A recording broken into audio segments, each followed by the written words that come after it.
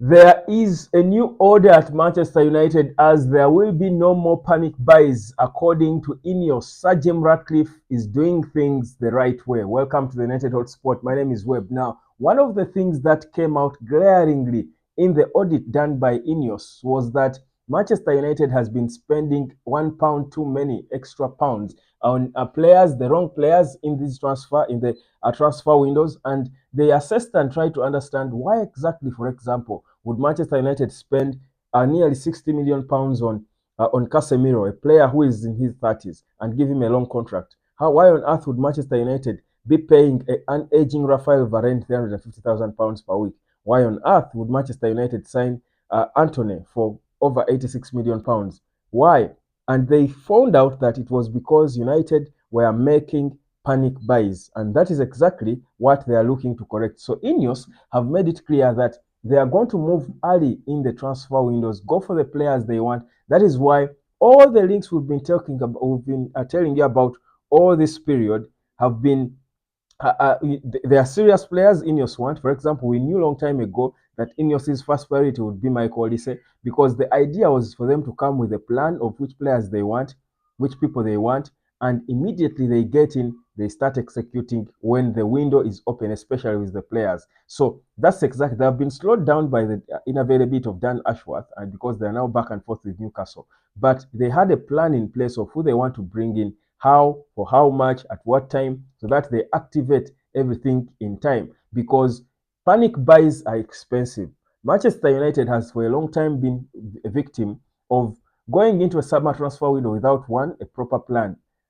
And then they end up losing out on their first priority. Eric Ten Hag was talking about how he did not get the first priority of players he would have wished to sign because they go into the summer transfer window without a plan. Then the other clubs that had a plan in place before them move fast to sign these players. So United ends up getting the wrong players expensively. You see, when you don't have a plan, and that was shows you that there was no plan because usually it was dependent on the manager who is in and which players the manager wants. Then they discuss them here and there, and then rush to make a signing late in the summer. But you see, you remember, last summer when Eric Ten Hag was away on holiday, and we needed to return for him. We needed him to return, and then he had to pick up his phone and I think talk to Hoyland and Amrabat to try and convince them to wait for the team to come for him. And you're thinking that cannot be the job of the manager. It shows you that there was no plan. When you don't have a plan in place, when you get to a point of deciding where there are options to go, when you get to a sort of a crossroads, then you will take time there to decide, should I go right, should I continue straight, should I go left, or should I retreat and go back? It takes you time, and the more time you spend, the other clubs that had plans are progressing. That has been a problem at Manchester United, and that is why we've ended up spending so much on so many wrong players, and it is now coming back to bite the club. So Ineos are saying this is not happening. They are putting in place all their interests, and we know the players that they are interested in. Players like Michael Olise, players like, and they have an idea of how much Olise is valued. So they are putting together an initial bid for Michael Olise. The moment the transfer window is open, they will make it official. But already that doesn't stop them from making verbal inquiries because you need to know, be given time to prepare yourself. So you know what is your expectation from this player. So Crystal Palace will tell you, Michael Olise is valued at this. So that's what we expect. We will listen to a bid as much as this. So they start putting together their bid and their strategy, how they are going to entice the club and the player to come and join them, so that when the window is officially open, you move and move fast. It is a fast mover's advantage in these transfer windows most of the times when it comes to the good players because all the good clubs usually are targeting the same players. So Michael Olise is one of those. Jean-Claire Todibo has been. We know that Jean-Claire Todibo is valued at about £40 million tops. Todibo is between 60 and 80. We know that United has been interested in another centre back. The idea is to buy two centre backs because they don't seem to be very sure that Lisandro Martinez will return to full fitness, so they could let go of him painfully. But if he's not fit, then he's not good enough to stay. So they talk of Bremer, that is from Juventus, but also Braithwaite. But they need to know, they don't know the price tag on Braithwaite. They are trying to wait to see what is Everton's valuation of Braithwaite. So they will perhaps wait for Everton to tell them and, of course, make their decision with a proper understanding of how much they need, then they will then try to find the sources of the money, but also try to see how much can they realistically cut it down to, and then come up with a proper negotiation strategy to then attack officially when the window opens. That's how things are done by clubs like Manchester City, Real Madrid, all these serious clubs. You heard about Kylian Mbappe and Madrid. It was almost done years ago, at least from what we are meant to understand. So that's what you do as a big club, because the hot players have got they have got options. So you need to move early and sell your project to them, put it together. But Ineos are aware that before they go into the summer transfer business, they will need to have made a decision on the manager, because no player is going to sign for you without being sure who is going to manage him. So that's why immediately the FA Cup final is done, they don't want to disorganize what is left of the season. But immediately the FA Cup final is done on the 25th of May, Manchester United or Ineos will make a decision on the future of Eric Ten Hag.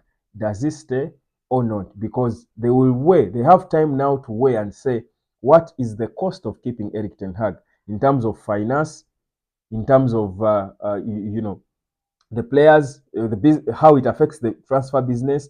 Will players want to play for him? All that is important. What is the cost of keeping Eric Ten Hag vis-a-vis letting him go? These are his positives. These are his negatives. These are the implications of keeping him. These are the implications of sacking him. This is the cost of bringing in a new manager. This is the cost of bringing in new players. This is the cost of offloading some of these players.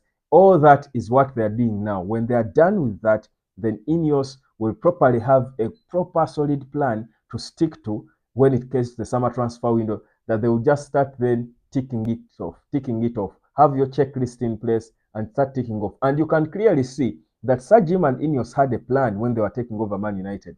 And that's why these Glazers bought into it, and they sold the football department to him, because he had a clear plan. The only thing is he has been slowed down by the rules in the game, especially with the critical piece in their puzzle or in their game. That is Dan Ashworth. He's so important in whatever they're trying to do, but the issue is with the back and forth with Newcastle United. They are valuing him at this more than some of their footballers. Man United are saying, come on, that's way too much. But then United desperately needs Dan Ashworth.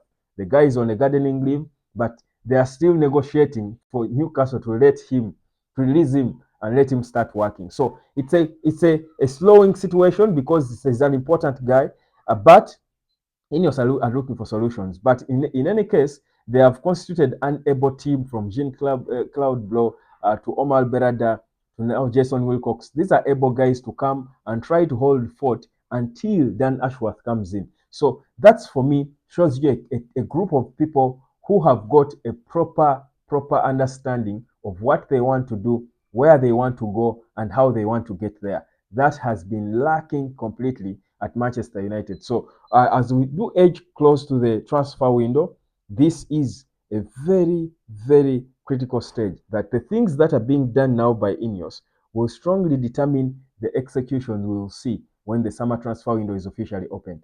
But what we know is that Michael Olise is top of the list.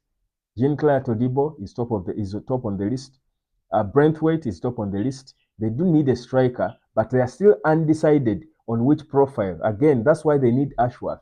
They want to have a clear profile on the striker they want. Will they get an experienced striker or a young striker to push, to compete directly with Rasmus Højlund? Or will it be more of an experienced striker to inspire or to give some experience, to bring some depth in terms of experience to the striking position? That's exactly what they are trying to come out with. Those are the solutions that Ineos are trying to come out with. So it's a very interesting stage that United is in. But like they say, the end always justifies the means. It will all be justified and vindicated by the results. And results are expected to come after 3 years, according to Ineos. So let's see. The foundation for the 3 years to come is being set now. The summer transfer window will be there. Who will be at the helm of it? We know that Ineos has constituted a team where the manager who is the manager now